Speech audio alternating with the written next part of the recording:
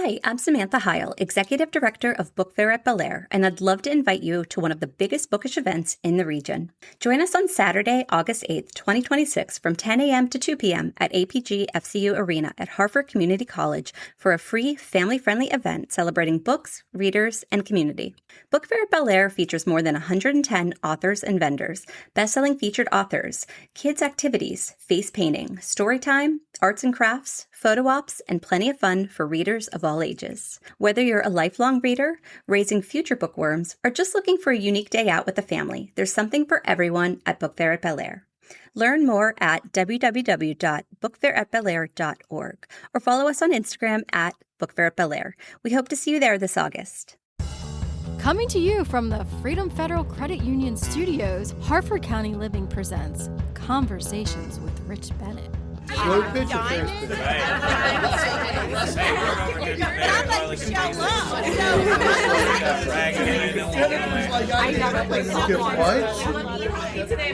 It's probably the least sexy part of organizing.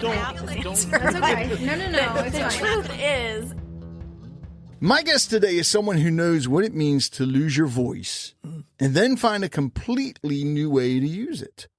Laura Van Warmer was a best-selling novelist by 30, publishing 14 books with major houses like Doubleday, Random House, and HarperCollins, until her life was shattered by a head-on collision with a drunk driver. She survived, but the injuries stole her ability to write and speak the way she once had. For 8 long years, the stories went quiet. Then, at her 50th high school reunion, when no one could hear her voice anymore, something unexpected happened. A simple suggestion sparked a rebirth. Today, Laura is the creator of the Class of 74, a beautifully crafted, serialized audio drama set in the early 1970s. Before cell phones, before nonstop noise, actually, I think even before cable TV, when stories were how we made sense of the world. And it's not just a podcast. It's resilience, memory, humor, and proof that even after life knocks you flat, your story isn't finished yet. So those of you that are tuning in, I'm going to tell you this right now. Check out the Class of 74, but start with episode 1. You must start with the first episode, because otherwise you won't understand it all. Am I right, Laura? Well, there are people who just start, too. And then they have to catch up. But yeah, it's like a TV series. That's what I would say. I mean, I know people... Exactly. But the thing, that's what the beauty of podcasts is, Rich. Yes. Is that you can start at episode 1 and you can just stream through all the episodes if you want to. Binge it. Yes. And I like that idea. And people do. They get, and then I hear from them like, the episodes aren't coming fast enough. I've been listening to you for a month every day. Right? As they binge. Well, first of all, something I always ask my guests, and I didn't even do this yet. How are you today, Laura? Oh, well, I'm very good. Your listeners have no idea. Rich and I have been carrying on talking about everything under the sun because that's the way we are. And we would be good friends. It's a good thing you don't live in my neighborhood. I get nothing done. My wife says the same thing about me because I'm always out talking to the neighbors. Exactly. And then when you're not talking to the neighbors, you're on the podcast. Yeah. And right. And I love your show. I have to tell everybody. Thank you. You've got absolutely every kind of guest on here. And that was some parts that we were talking about on the different shows. It's just amazing to me how well that the diversity of the people you talk to. It's great. Thank you. I learn something from them all the time, which is one of the reasons I started this. I love to, which is funny because back in high school, I didn't like to learn. Right. But now I love to learn different things. Yeah. I want to ask you. And meet people. Who wrote the introduction about me? Did you write that? I did. Well, you're a very good writer. Oh, well, thank you. So you should start thinking about that too. Remember, I used to be an editor, so I can tell you that too. No, it's a gift. I have, and it's funny because I started writing a book. Oh God, I don't even remember how many years ago. Not about my life story because it's like, who wants to read that? I started writing a book about podcasting. And then I got into it and it's like, you know what? Wait, there's so many different books out there about podcasting. So then it's like, well, what if I do like different guidebooks about podcasting, but like how to monetize your podcast could be one book. Right. So I started on that and then I got wrapped up into this because when I started this podcast, I was only dropping an episode once a month. Okay. Well, then it went to weekly. Now it's every Monday, Wednesday, and Friday. And then I also do a monthly podcast for my local Chamber of Commerce, which is once a month. And you're probably going to think I'm crazy, but I'm also now doing another podcast, which is seasonal and it's 12 episodes per season, just talking to authors. That's great. Because and you know this. As an author, there's no such thing as previous author. You're an author. Well, writer. But your instincts are right. Yeah. Writers are people who write. Right. So but what's been the biggest struggle with authors after a book comes out?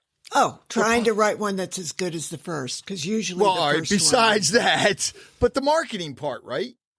Well, it depends on... Especially for independent authors. It's because it's very different now. Rich, I just have to tell you, my screen has blacked out. I can't see you anymore, so I'm... Uh-oh, that's weird, because I can see you. I'm flying in the blind. Okay, well, I've got... He's very good looking, everybody who listens to this show. Oh, thank you, God. But he's got these dashing, glittering blue eyes. And now he's disappeared. Now I got a big white screen in front of me. And so I don't know where I am. I was going to say, if you want, you could log in and come right back in and it'll just pick up right where we left off. Okay. Let's start off here. Okay. Because you already lived a full creative life as a novelist. Yes. When the accident happened, right? Yes. And then for years afterwards, I guess the writing just wasn't there. No. After the accident. Yeah. Anybody who's had a big trauma and head injury and all that stuff, you have a speech there.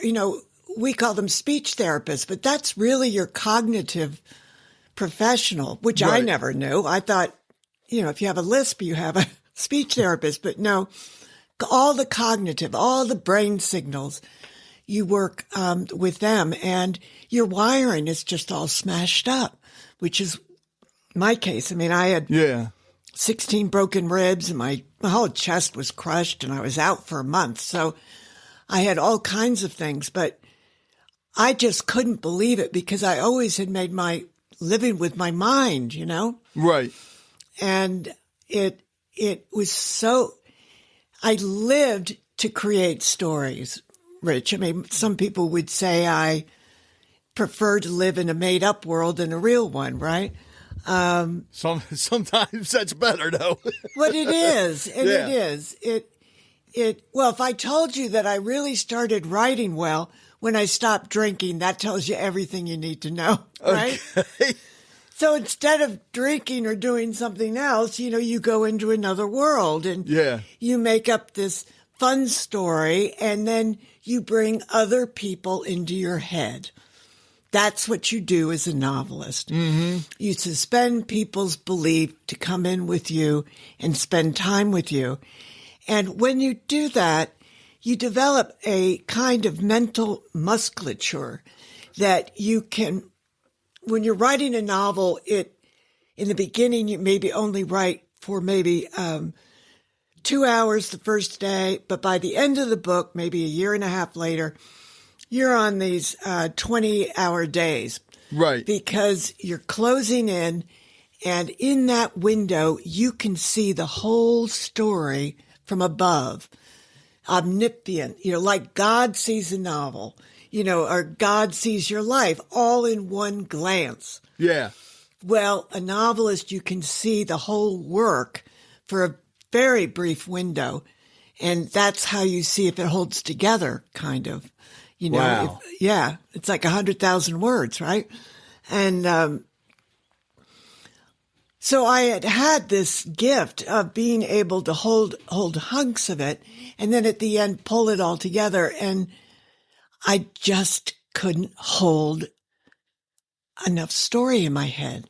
Wow. Even for a day. And people say, well, why don't you just write it down and then you'll remember? And I'm like, yeah, right. Well, it's getting it from here From your to head there. to paper. Yeah. And so it was very frustrating. And my old editor and publishers, they were so kind to me because, they wanted to try to help me bring it back. But what you're waiting for is your brain to find new synapses to connect. And it just takes time, right? But in the meantime, I was so depressed because... Oh, I bet. I mean, because you lost your livelihood. Well, I also lost my hobbies. Yeah. I couldn't play tennis. I couldn't ski. I couldn't go for hikes. I couldn't do anything except swim. Thank God. Wow. Which is good therapy. And it is wonderful. Yeah. Because I feel like I'm flying. I feel so free. But I have broken so many things. And so I just, I thought about just, Yeah. because, Calling it quits. well, most people die in the kind of car crash that I had. Wow. Well, you'll read about that in the newspaper every day. Drunk driver gets on the road going the wrong way. And in my case, this guy was coming through a tunnel Oh, God. the wrong way on a highway. Wow. So it wasn't like I had a whole lot of places to go. And I had stopped and he hit me at I guess he was going about 60 head on. And Jesus. he walked out of the hospital. Of course. Right. And so that's what happened. And I was on my way to the airport. I was going to California to see Betty White, Oh, wow. an old friend. We had the same agent and editor, and it's a long story and I won't go into it, but I was so excited that I was going to go see her. And the next thing I know, it's a month later and my family looks like they've died and come back. Jeez. They've been absolutely terrified because with that kind of crash, your chest gets crushed. Right. And after 3 days, your lungs swell so much, it is impossible to get oxygen through them. And people die 3 days later. Because the night I was supposed to die, they had a code blue and my other half did medical malpractice defense, defending doctors and knew that this wasn't good. And, the code blue, they all come in and I'm already on the ventilator, but the ventilator doesn't work anymore because my lungs are so swollen and they can't touch my chest to do compressions because all my ribs are broken. Oh, jeez. So anyway, I mean, it's a great story. One of the nurses in ICU, this is at Yale New Haven Hospital, God bless you guys, yelled, "Breathe, Laura." Because I had just stopped. It was over. That was it. I'd gone as far as I could go. So they all started chanting, "Breathe, Laura, breathe, Laura." I mean, it's a great story at the ICU. Now, where am I in all this? I'm on a side of a stage, like a school stage when you're looking out on the stage. I'm in the wings and I'm looking out and there's my other half sitting in a chair doing texting and a spotlight's coming down on the chair. And I'm trying to get out there, but all of a sudden I hear a voice and the voice belonged to one of my dearest friends who had died of a glioblastoma, a brain tumor, right? Yeah. She had died 2 months before. Oh, God. And I hear Loretta say, Bubala, I'm not dead. I'm just behind the curtain. And I turn around, and there's Loretta. And behind her, there's this huge, beautiful meadow. And just endless people out there. But in the front row, I mean, everybody's laughing. Everybody's healthy and gorgeous. And there's my mother and father. Wow. They're like 40 years old. They were 84 when they died of, lung disease. Right. So, but there they are, beautiful, radiant, healthy, happy. And there was my Uncle Sam and Aunt Liv and my friend Pam and everybody I had ever known that I had ever loved was there, Rich. Wow. It was the most extraordinary thing. And Loretta said to me, you can talk to us anytime. Right? Okay. So the next couple of days when I sort of came back to consciousness, apparently one of the first things I told the nurses was I had seen my parents. Wow. And I couldn't really talk because I have ventilator voice, we call this voice. And it was just the most extraordinary experience. And Rich, I got to tell you, everybody's talking to me all the time, and not in an invasive way. It's just thoughts. It's like my dad, but my dad is not my dad. He's all healed. Right. All the stuff that used to be, he used to be so irritable all the time. Well, he's not anymore. And it's difficult to explain, except I will say this to you. If anybody believes in God or heaven, understand that all there is love. Mm-hmm. Just love. And that's where all those people are that are gone. But they're not gone. They're just on the other side of the curtain. It reminds me of a book I read by Mitch Albom. Oh, yeah. The 5 People You Meet in Heaven. Yes. Have you read that? Yes. And the one that got me was the little girl that he kept seeing, and he couldn't figure it out until late. Because when she passed, she was older. And I think especially after watching that and then reading it, I do, like you said, your parents were in their 40s then.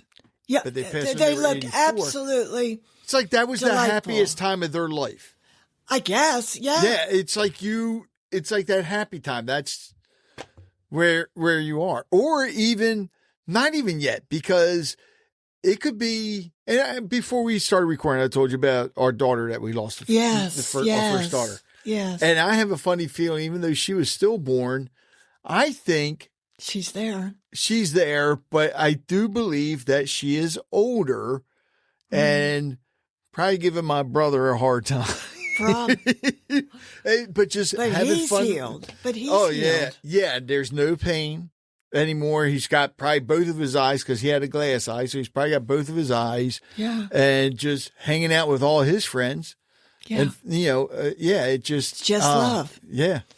Wow. And the strange thing is when your enemies start talking to you, people you perceived as enemies, then that because they're apologizing and stuff. It's weird. I know now everybody thinks I'm absolutely mad, but I got to tell you, when that happened, it really was amazing. And things happen, like I'll be at Home Depot and my father's telling me what to ask for. And I don't even know what I'm asking for. And, the guy says, no, it's a sump pump. And I'm like, well, I don't know what it is, but I'm just telling, and what am I supposed to tell him? My father's in my head telling me how to fix the flooding problem and that I have no idea. Anyway, the knowledge just comes. They just share with you. And then after all that, because you didn't have the ability to write anything down. No, and I wanted to. I interviewed all my doctors, the people who saved me. I was going to write a book called Saving Laura. And because everybody had done exactly what they were supposed to do. Right. And I got too overwhelmed by it. It was just too much to know, I should have died, But you could help other people out by writing it too. Well, and I may be at that place now that I can do it. Yeah. I have letters, Rich, that are sitting here. My entire class from Darien High School, 1974, they all wrote me letters because they thought I was going to die. Wow. And the head cheerleader and the, one of my dear friends, Lizzie and Debbie, they had been keeping people as I was in the ICU, what was going on. And, they knew that it was not good. And so people wrote me things thinking, I was going to die. So I'd never tell anybody. I'm not going to tell anybody your secrets. But reading it is so strange that they really thought.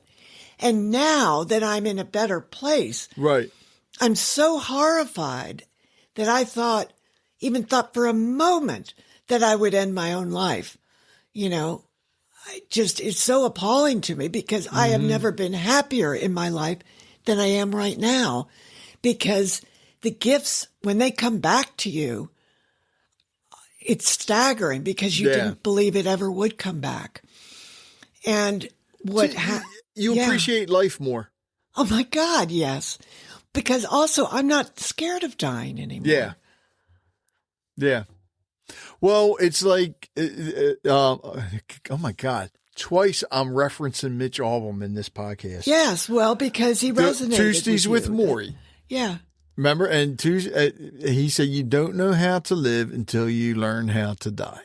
Yeah. And it's just, too many people take life for granted. It's easy to. And it's the world that we yeah. have created does that. And this was another thing about my podcast, and what I like about yours is that I'm sick of how people are behaving in this world. Mm-hmm. It's like, why don't people know how to behave? The podcast world became very important to me in my recovery because there's something very personal about the connection between the listener and the host. Mm-hmm. It's a very intimate medium. And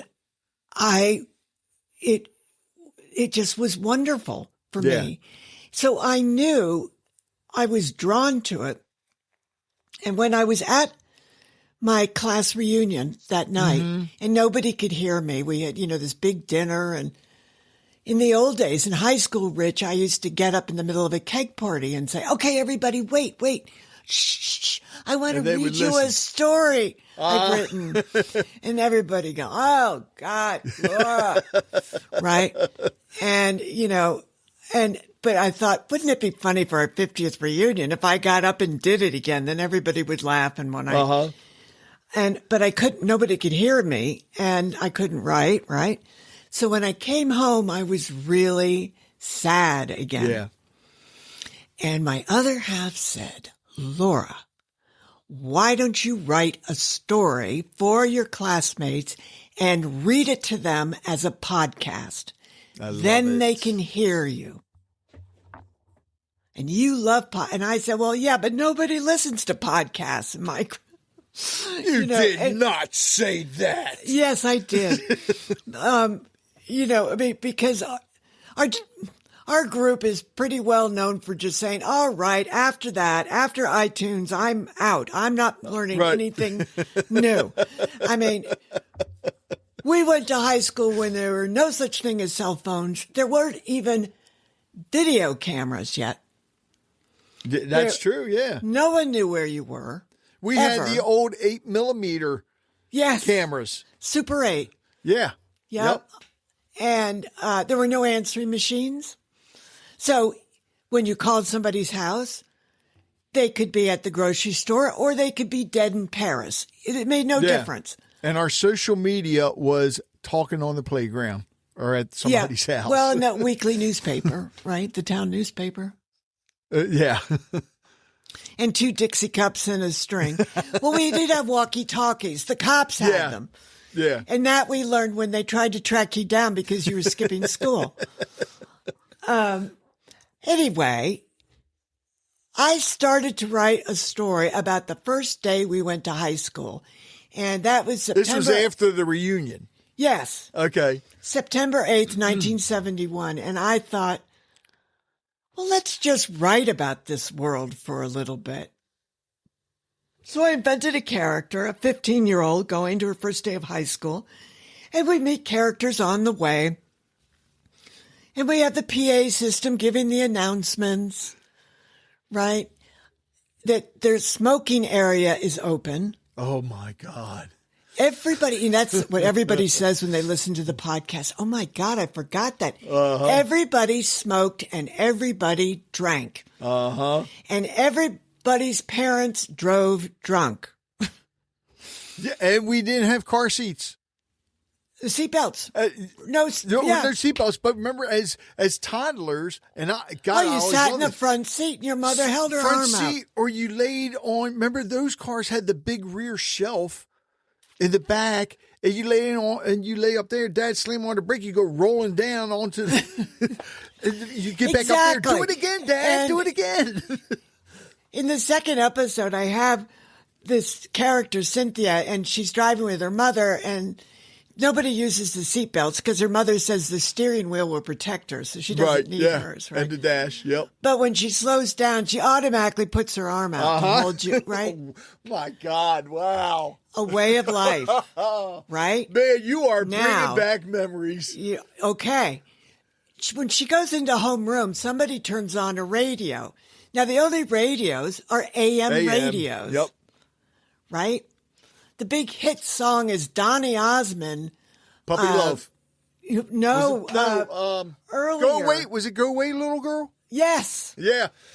So in the first episode, somebody says, I hate that song, and throws a book across the room to shut it up because the homeroom teacher hasn't shown up yet. Nobody knows where he is either.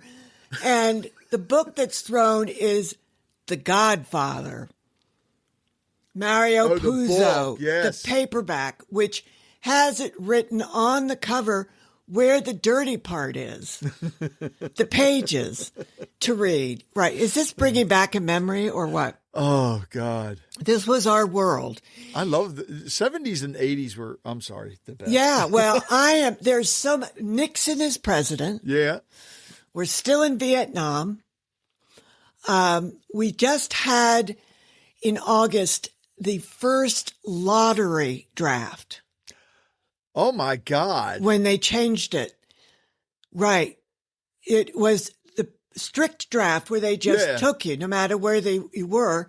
And people were getting out of the draft with all kinds of stuff from their doctors.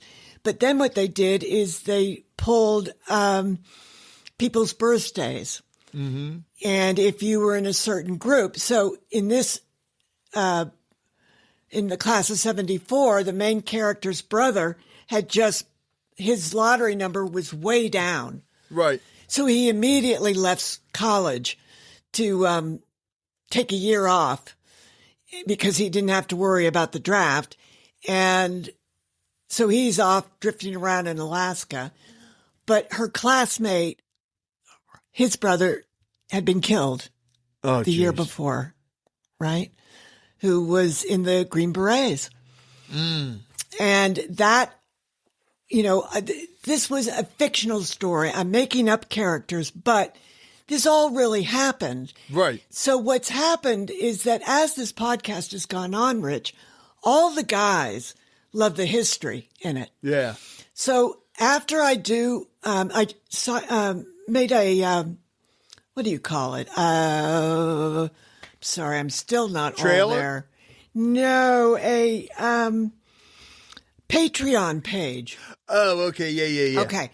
A lot of stuff. We have the detention club for the class of 74 there. And some people, there's a lot of free stuff to look at. Yeah. And a lot of the free stuff are posts that I put up. After I write an episode, I have all the research notes that I have. So what I'll do is I will put up the original video for Donny Osmond, Go Away Little Girl. And Mario Puzo, The Godfather, what that book looked like, paperback. And what how the draft worked in that period. Right. You know, in other words, all the historical stuff. And I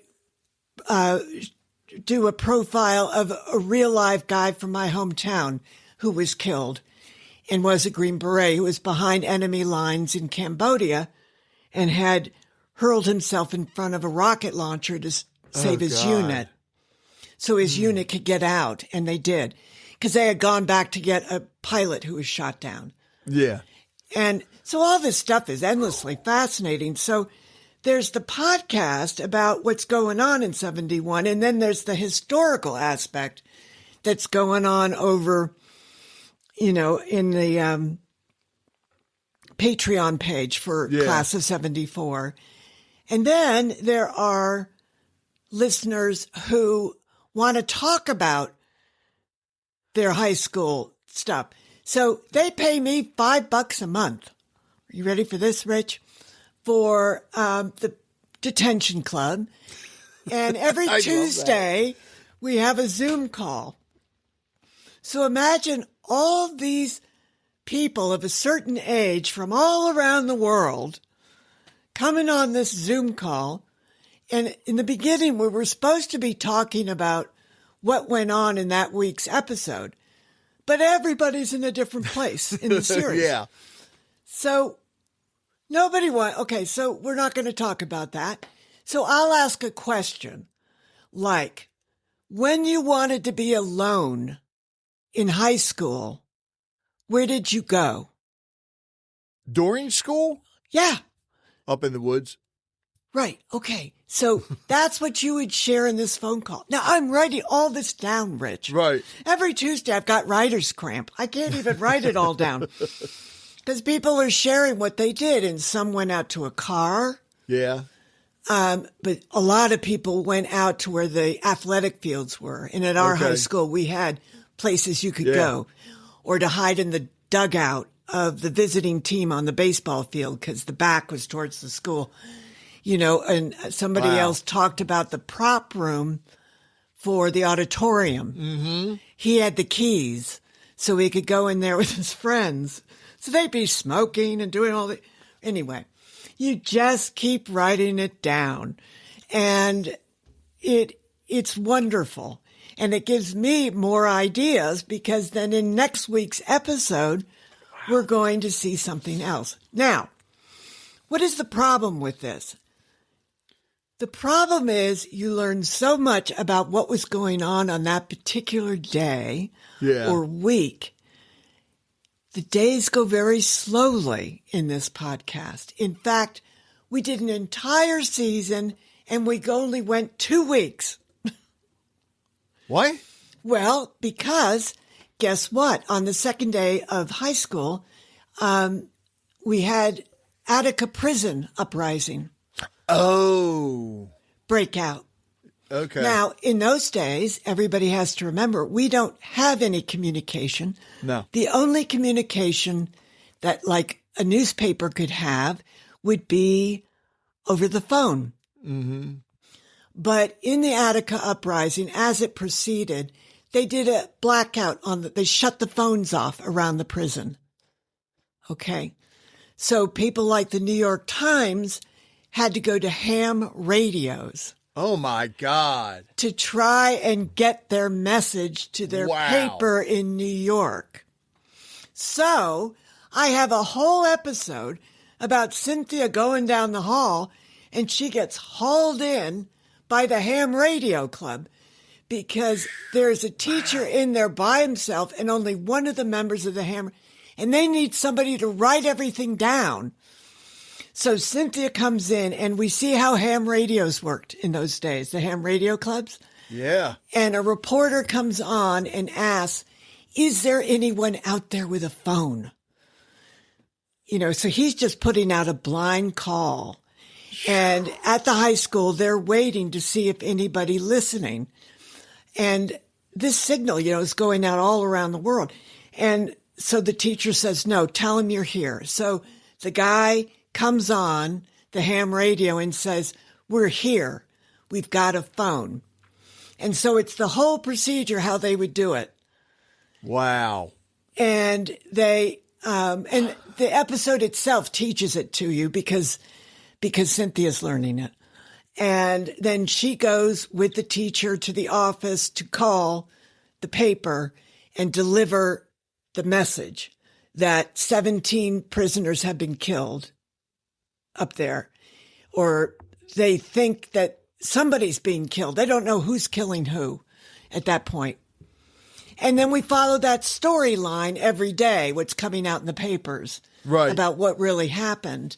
And then I'll do stories at the Patreon page for free about what were the stories, what was going on, what was the timeline of Attica Prison.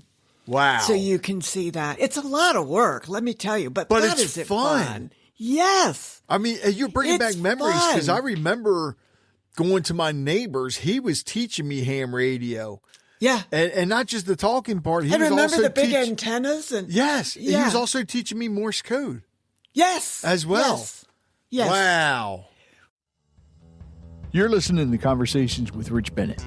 We'll be right back. I've got to share something with you. If you're in Maryland and thinking about real estate, you've got to check out Daniel McGee and the Victory Team. A close friend of mine sold their house with them, and honestly, I was blown away by the smoothness of the process and the level of care they received. And it's not just them. Several others in my circle have had similar experiences. Daniel and his team have this personal touch that's just so rare these days. They actually listen and tailor their services to fit exactly what you need. And with fees way lower than the industry standard, you really feel like you're getting luxury service without that hefty price tag.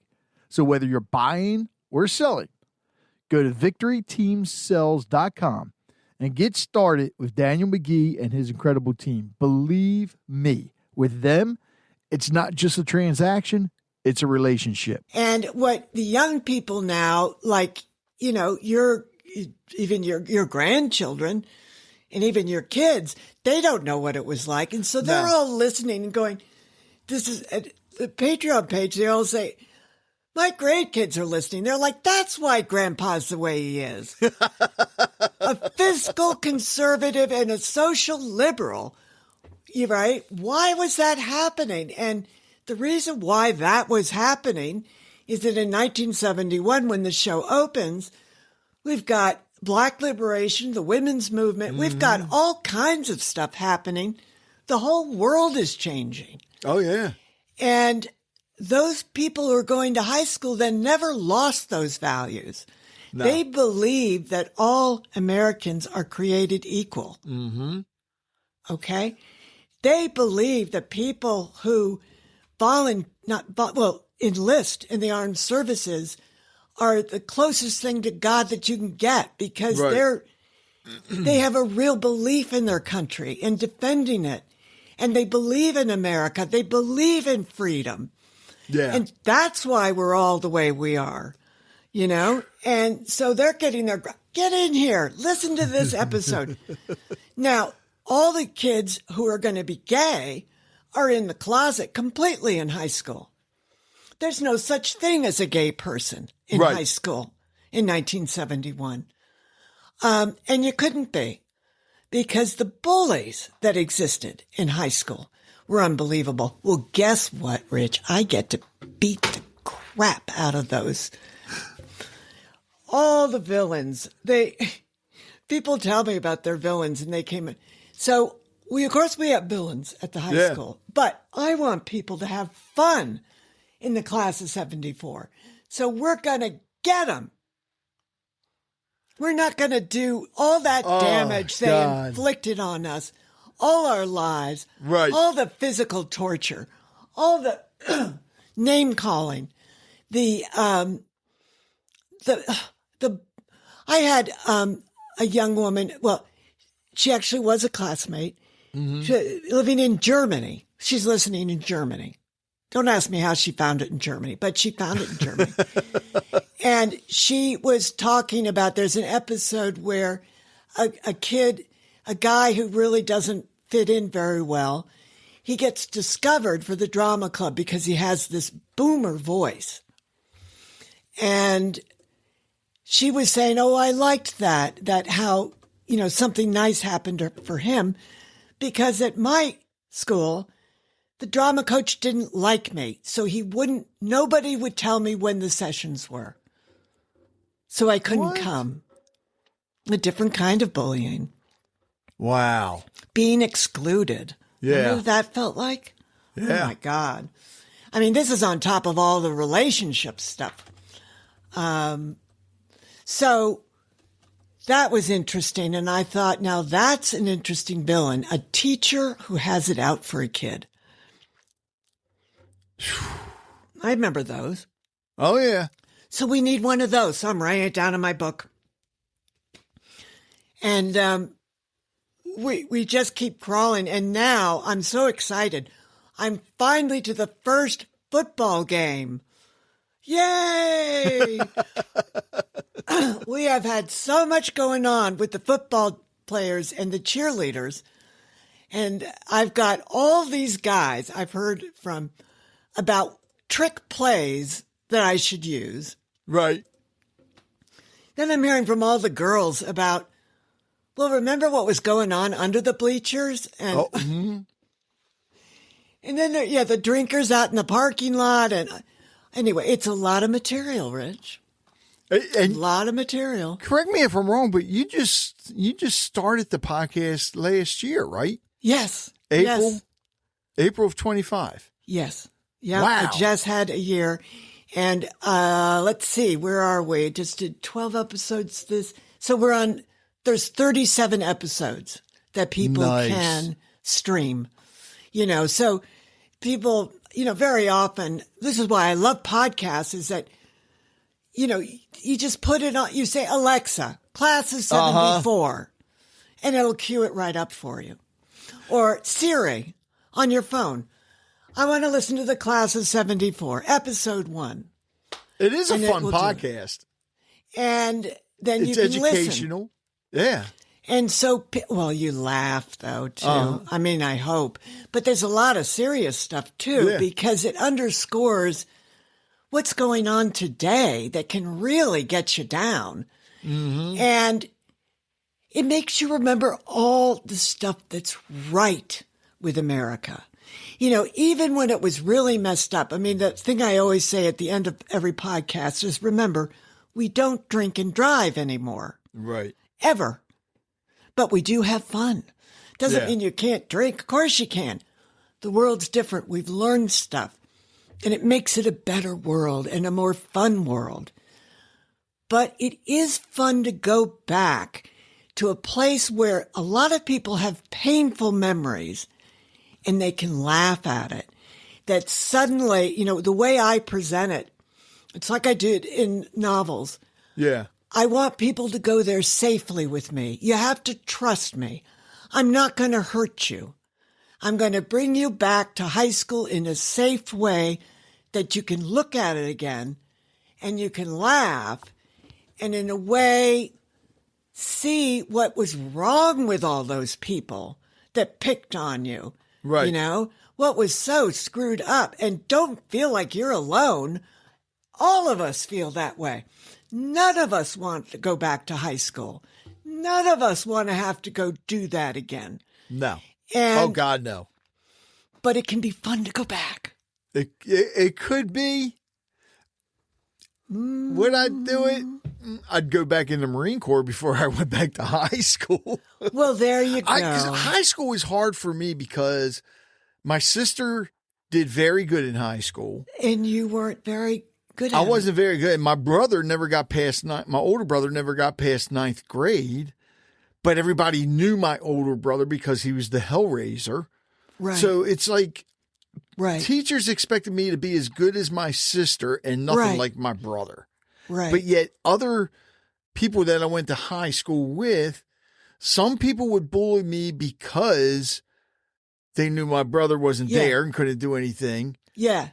And others like wanted to hang around. Wanted to me. just make fun of you Because because of of your smart sister. Well, no, most of them. The teachers didn't say. Well, the teachers, but I mean, as far as the people I went to school with, it was. Some of them would hang out with me, and I think it was because of who my older brother was, Right? And then others like picked on me because of who he was, thinking they could get away with it. The younger sibling. I have that younger sibling syndrome it's- in the school between brothers and sisters. Yeah. Mm-hmm. And again, you're not alone. I mean, the fact that Everybody's got that. Yeah. when I listen to what you wrote in that introduction, that tells me you must have had some sort of learning disability that nobody picked out for you. Probably did. I probably had ADHD. No, but attention. Yes. Oh, yeah. ADD. Yeah. Right?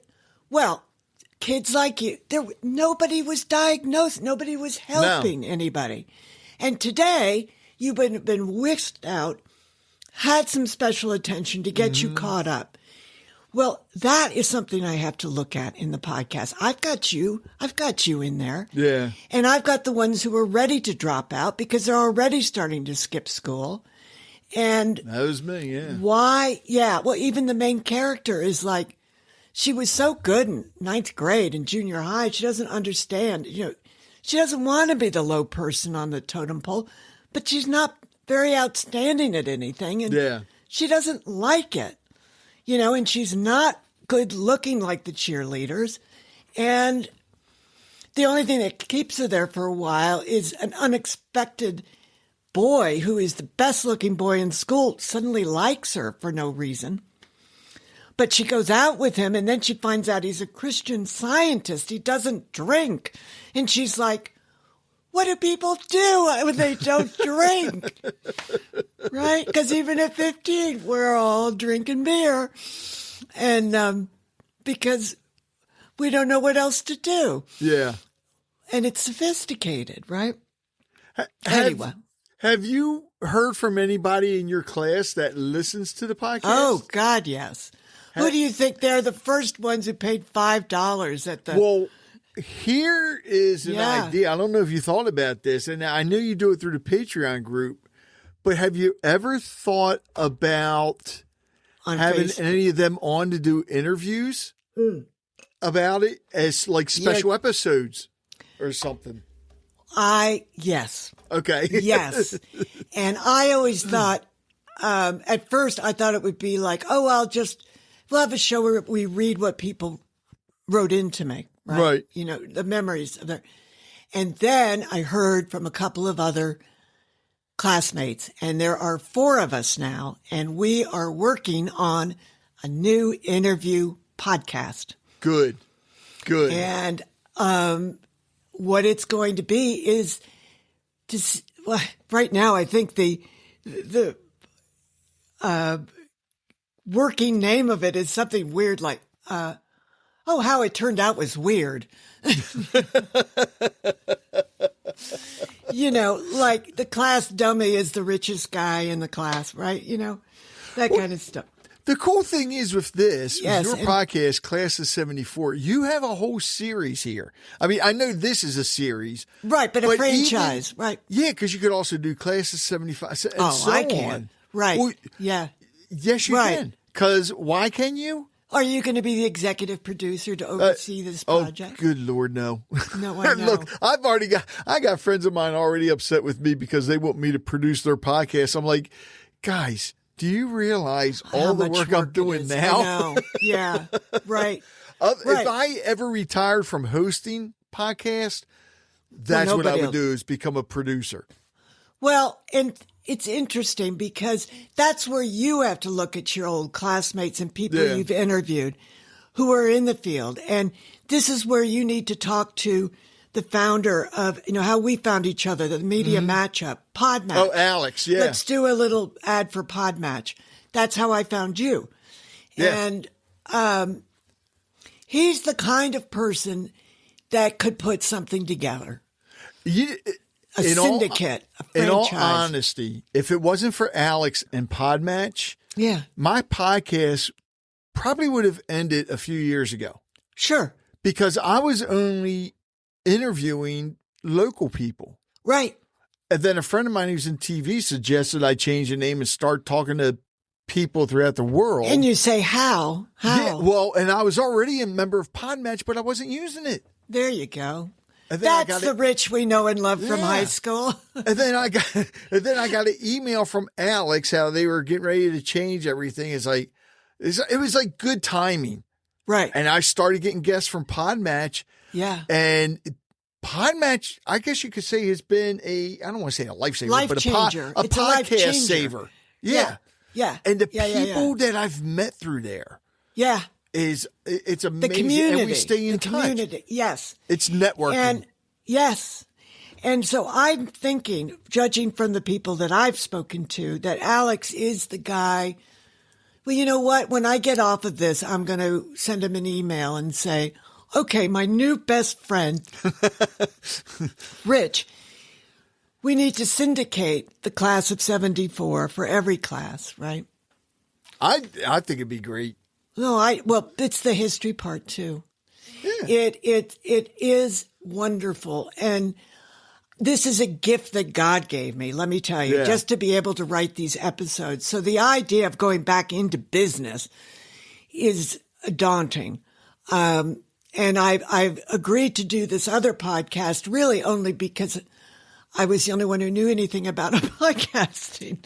But now they're learning. Yeah. And so we'll figure it all out. Fun. But yes. It is. But it's the connection. But you've got it. And I think that's also what's special about various age groups that young people today don't get. That sense of tightness with other people. Maybe you have one friend and you like text them and you do all this stuff. No, that's not where the bonding happens. No. It happens when, you're pulling the other one out of a ditch when you're drunk in some field and then lying to somebody's parents and then getting away with it, right? And then you see them 10 years later and we're like, oh my God, remember that night. No, the one-on-one and this camera, your viewers, your listeners don't know, but you and I can see each other now. And so this intimacy of interacting, it's not a substitute. It's forming new relationships. Like I have no doubt whatsoever, someday you and I will meet at a podcast convention. Eventually, I'm going to get to one. And then I know once I get to one, I'm going to be going to other ones. But you're going to do a live taped event there. Right? Me? Because we will have talked Alex into setting up a studio for all of us to use. That's all right. So Can you imagine? One of my goals is, because when I was a DJ, a mobile DJ, I wanted to buy an ambulance and put a J in front of the, there you go. A and call it the Jambulance and use that to DJ remotely. And there's your podcast outside mobile. thing. That's what I would love. But an ambulance isn't big enough. I need an RV. I would love to get an RV. And one of my co-hosts, Wendy, suggested this. She goes, we need to take the podcast on the road. Yeah. Just because of the people you meet. We're doing it virtually now. And you're in what? I want to say Connecticut. But yes, I'm in Connecticut. You are. Yeah. You're in Connecticut. I'm in Maryland. I've had people on in Scotland. Yes, I know. New Don't you Zealand. want to go there? Yeah. Well, and the neat thing is, if you look at where your listeners are, because I know with my podcast, it's in 139 different countries. I wish I knew who the listeners were in that country, and they would pay for me to come out there. Well, no. Well, that's why you've got to do your Patreon page. Rich, you've got to do this. You've got to get your Patreon page and get members. I know it's hard. It takes time to learn the system. I looked at the Patreon before. They could do $1 a month. Who cares? Yeah. But it will keep you going and finance new projects. Oh yeah, that's how. That's why I have sponsors, though. Well, that's terrific. That's why I have sponsors for the podcast. Yeah, because if it was, I'll be honest with you, if I didn't have sponsors, I wouldn't be doing this. Right. And those of you listening that want to get into podcasting, yes, it does cost money. Yes. It's not cheap. Trust me. But it's so much fun. It's a different world, and it is a different world. Get to remake our own personal worlds by finding all the nice people. I love it a lot more than when I did radio. That's for sure. Yeah, because a lot more. It's, in your case, you are broadcasting like your old days as a radio DJ, right? Yeah. Mobile DJ. What I'm doing is more like narrowcasting in a weird way, meaning I'm focusing in on a certain generation. Right. But yet I'm getting But the younger generation can learn from it. Exactly. And actually, I should mention that tomorrow I have a little booklet that's coming out from Amazon called How to Listen to a Podcast. And I love that. It's for all of my old Riverside Drive fans. You know who you are out there. That was my big bestseller, a book called Riverside Drive. So I've written it, and what I did is I printed the first episode of the class of 74 so they could read it. Well, you got to turn the whole podcast into a book. Well, that's books. Maybe. But if they like it, then it tells them right how they could listen to the next episode right now. Yeah. I love that. Because they don't listen to podcasts. And that's what I say. The first thing is, you don't know what a podcast is. You're not alone. I didn't either. A lot of people don't know. Because when I started mine, it originally started as a YouTube show, and it was broadcast on a local radio station. Right. And then my sponsor, because the credit union. Long story, but no. This was a different sponsor. It was a restaurant at the time, Town Grill and Pub. I ended the thing with the radio station because it just wasn't working. And the restaurant said, why don't you come here and record in the side? Yeah. And turn it into a podcast. Yeah. I was already listening to podcasts, so I knew what a podcast was. But, it's like, okay, not a bad idea. Right. And it's a whole different world. Oh, yeah. Whole different world.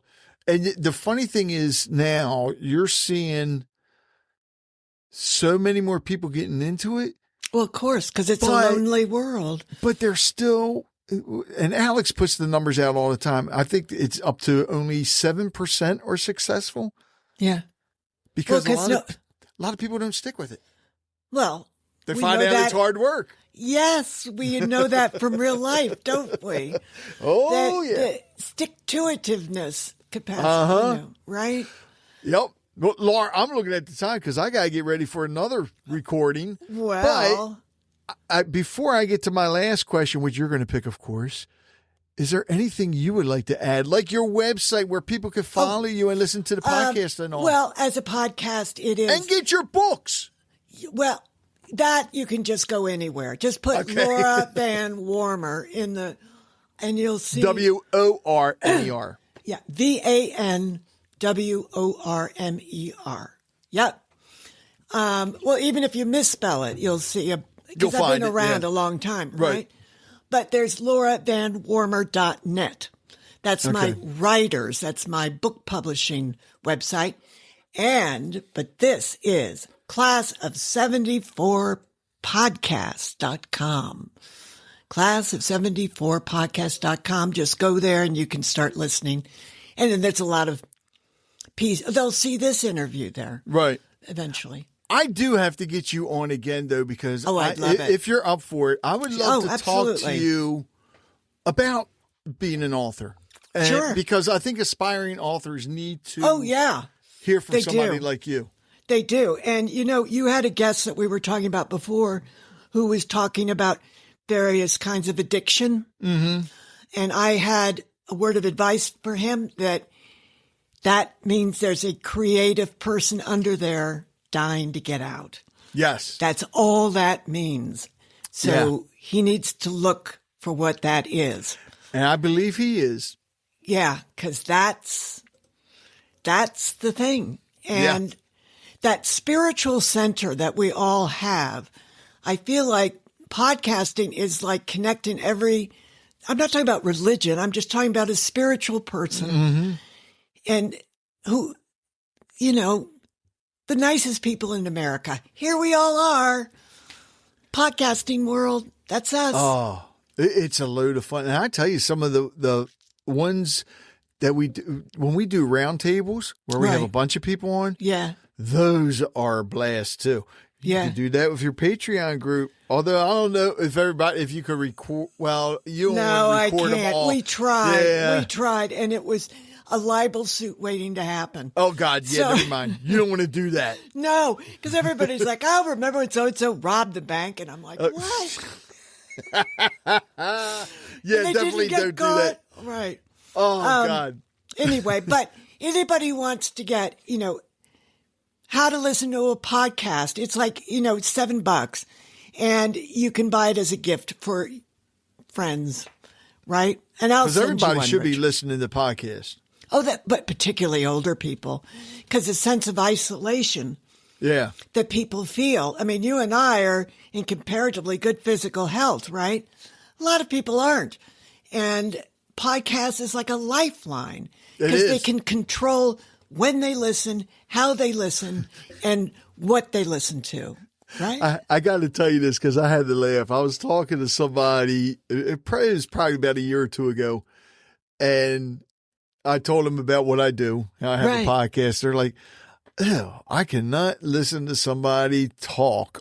I was like, "Oh, really?" So what do you listen to? He said, "Well, I love talking to," and he named the station. I said, "That's talk radio." What do you think we're doing? It's the same thing. We're just not censored. He's like, yeah, but don't I have to listen to it on my phone? I said, "No, you can listen to it on the computer. You can listen if you have on your tablet." On your tablet, on your TV, if you have Lexi or Google Nest or whatever, you can listen to it on there too. Yeah. I have to call her Lexi, otherwise she'll come on. Yeah, exactly. Right. Oh, but yeah, it's a blast. And I love listening. You know what? Before I get to my last question, I have to ask you this. Yes. I know you listen to mine. Yes. What's two of your favorite podcasts to listen to? Oh, it's got to be My Favorite Murder. Oh. Because, and I'll tell you why, because I have a long personal relationship listening to those two young ladies. Okay. And that goofball first episode, they go, "We don't know what this is." I mean, and both of them have a lot of challenges in life. Right. They have been through a lot. So the podcast, they think it's about true crime. It's about the friendship between these two women and the help they finally get and making a little money in their life and everything changing around them. That every week they're like, "Oh my God, all these people are listening to us. Why?" And then as they published a book called, How Not to Get Murdered? Well, no. How Not to Get Murdered. That could be a good book. Yeah, right. Now, of course, I can't even remember. But they wrote a book, and what their publisher did was a very good idea to tell the podcast people, go into the bookstores, go into any Barnes and Noble, and they're going to have you guys sit down and talk to each other about the podcast, just to see if people would come in. It was meant to sell the book. And I, at the time, was working part-time at a Barnes and Noble to get my cognitive stuff going. And I saw a young woman outside, and she wasn't, very attractive, and she was dressed in black, and, she just looked strange, and I went out and I said, "Are you looking for My Favorite Murder?" And she went, "Yes. They said on the podcast there'd be a discussion group." And I said, "Well, I'm it. Come on in." Because I was in charge of the book groups. Oh, okay. Well, then another person came in. And then a gay guy from Yale walked in. And I love that idea, though. they all were listeners, and they came in and they just wanted to talk about the host. They wanted to talk about Georgia and Karen, and how these women helped them because they talked about getting psychological help. Right. And that there's no shame in substance abuse. There's no shame in feeling as though you're a failure or you don't get along with your parents and credit problems and all that stuff. That's what that show really was about. Wow. And they are good at my favorite. And everyone says, oh, it's true crime. And I think, no, you guys, you missed it. Yeah. What it's about, it's the friendship of those two women who didn't even know each other when they started the podcast. They met each other at a party, and the other one was the weird one who liked true crime and watched endless episodes of, of all the true crime on TV. Right. Of course, I can't even remember anything. Give me an episode. Right. Like CSI and all that. Well, that's the fictional. They're talking about the nonfiction. Everybody would be so appalled that you listen to that. All those true crime shows. Oh, come on now. What's wrong with us, Rich? Why can't we think of one of them? There's an entire network devoted to them now. It's called NBC. Is it the idea? Dateline. Dateline. Okay, yeah. Right? Okay. Yeah. Okay. There's a reason why Dateline and the Dateline podcast is well, everybody likes that, right? But these are the girls that made Dateline happen. Wow. Because they were weird and they loved to watch that. And then the Bill Curtis show on A&E, all the murders. But anyway, so they were at some party and they were the two weird ones because they loved true crime. I love that. Now, idea. Karen was the head writer for Ellen DeGeneres' show. Oh, really? Yes. Behind the scenes. Yeah. So she never talked about struggles with her weight or her psychiatric problems or her health problem. Anyway. Wow. That's my favorite podcast because I'm so proud of those two. Yeah. But they started listening. They do something called the Rewind. They went back to the early episodes and they talk about them and about themselves. And then they update the cases that they talked about, but they're just hilarious.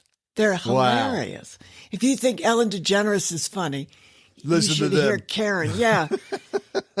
So that's my favorite podcast. And I've been listening to them for years. I'll have to definitely check them out then. I've never heard of it. My accident was in 2015. I found them in 2017. I've been listening to them ever since. Yep. They need to have you on the show. No. Well, maybe. They have a whole network now. I've thought about it. I should write them. You should. But, time. Yeah, Rich time. Yeah, right? This is true. Anyway. All right. I need you to pick a number between 1 and 5. 3. 3. Because I'm well balanced. And I love that. Now pick a number between 41 and 60. Oh, gosh. 60. 60. What's a moment you experienced profound gratitude? Oh. When I sat down to my computer and realized I could write the first episode of the class of 74. I knew I could do it. I could write in a short burst, not expect myself to write a whole novel, just do an episode. I do have to ask you one more question. Sure. Because this is not the question you asked for. This is the question that the class of 74 asked for. Question number 74. I have to, because I have 100 questions. It's like, it makes sense. Ask number 74. If you had dinner with the wisest person you know, what would be the topic? The wisest person I did know was Betty White. She's no longer alive, but I will tell you, I did ask her, why are you so happy? Yeah. That's a good topic. And she described to me, she was married to the guy from Password, Alan Ludden, and she adored him. And when he died, she was so sad. And she had decided she was going to make the most of her life as an actress on TV. And she made time to sit down at the house he bought her in the Pacific Palisades and have a martini, just the way they liked them. Turn on the music that was their favorite music and to talk to him. Oh, man. And she said, I feel so grounded after that because I remember all of our dreams. And then I realized I'm still here. Yeah. I can still work. We loved working on TV. We loved playing games. You know, and so she had game night at her house till the day she died. She had, well, it was the grandchildren of the people she used to play games with. And I thought, well, that's right. And so then there I am years later with this experience I had in the hospital. And I thought, okay, Laura, listen, go talk to the people that you love. She was hilarious. And I loved watching her.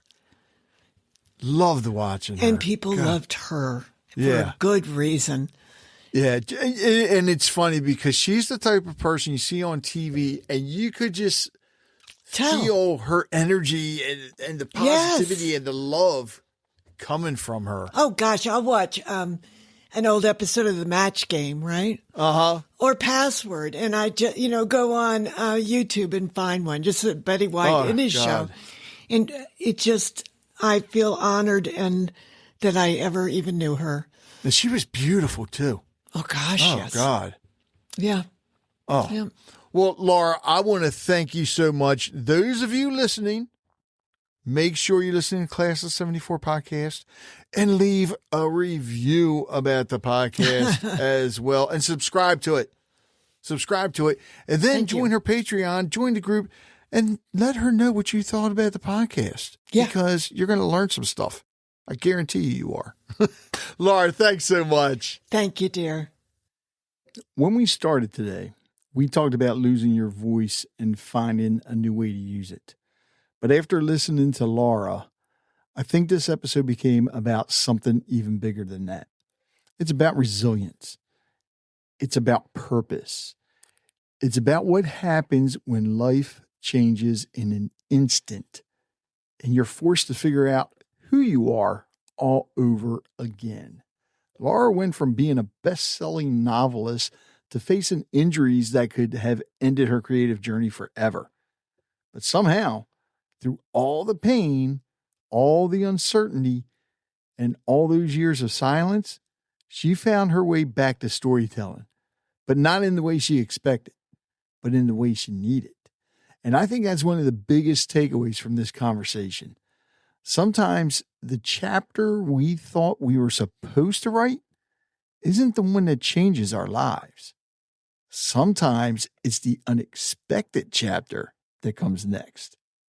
Through the Class of 74, Laura isn't just telling stories about high school in the early 70s. She's preserving memories, bringing people together, helping listeners reconnect with their own past, and reminding us that every generation has stories worth sharing and lessons worth passing on. If today's conversation resonated with you, I encourage you, check out the Class of 74. Start with episode 1. I know she said you can start with any episode, but start with episode 1. Immerse yourself in the world Laura has created and see why so many listeners have fallen in love with these characters and the era they represent. And maybe take a moment to think about your own story. What chapter are you in right now? What experiences, memories, or lessons are waiting to be shared? Because as Laura's journey reminds us, your story isn't over just because life takes an unexpected turn.